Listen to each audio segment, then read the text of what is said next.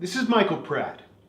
Today I'd like to recommend the Romanian Jewish writer Mihail Sebastian's Journal 1935 to 1944, a book that deeply impressed me when I first stumbled across it nearly 2 decades ago, and which remains one of the most luminous and revealing documents from those somber years that I've ever come across. Mihail Sebastian, née Joseph Hector, was born into a middle-class Jewish family in the Danube port town of Brăila in 1907. Perversely, he managed to survive both the murderous anti-Semitic campaigns that preceded Romania's entry alongside Germany into the Second World War and the war itself, only to be killed by a truck while crossing a Bucharest street in May 1945. Sebastian was only 28 the year he began keeping his journal, but he was already a well-known novelist and playwright.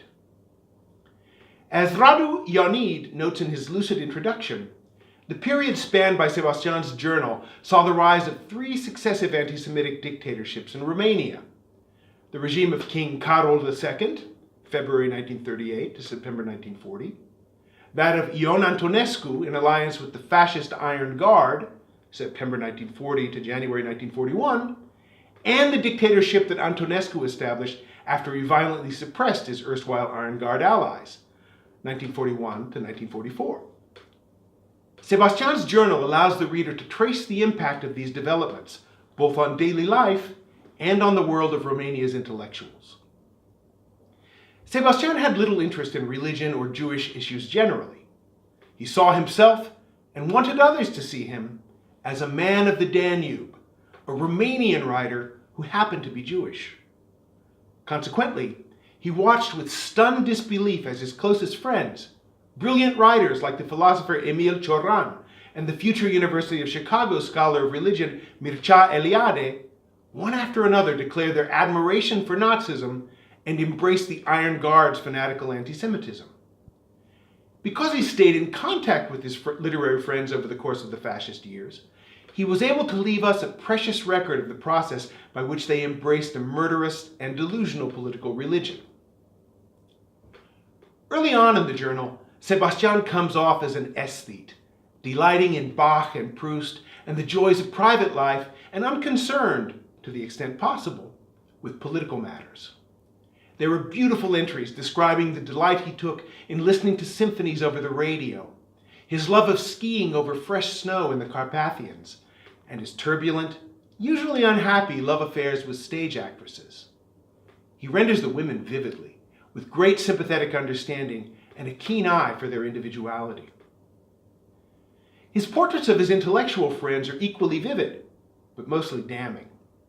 With the exception of the playwright Eugen Ionescu, most of the writers who appear in the book behave appallingly.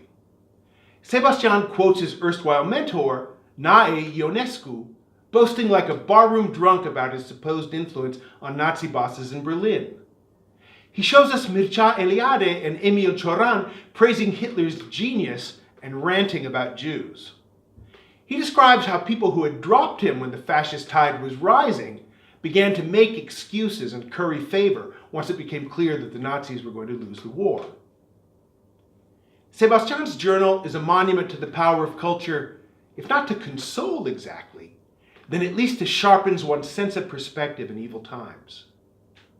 During the months of Germany's and Romania's invasion of the Soviet Union, he reads Thucydides' The Peloponnesian War and War and Peace.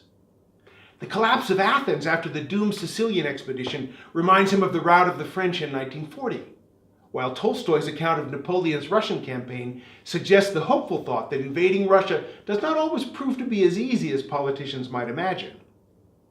He finds sustenance in the rich imaginative worlds of Baudelaire and Balzac.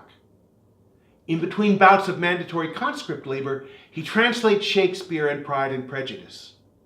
All the while, he remains attentive to the suffering of others, whether they be terrified Jewish laborers, widowed mothers, or hungry children. It would be impossible to do justice to the richness of Sebastian's journal within the space of a brief review.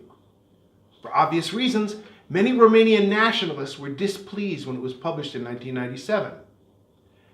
But for anyone interested in viewing those terrible years from the perspective of a talented, perceptive, and deeply humane witness, Mihail Sebastian's journal, 1935 to 1944, is essential reading.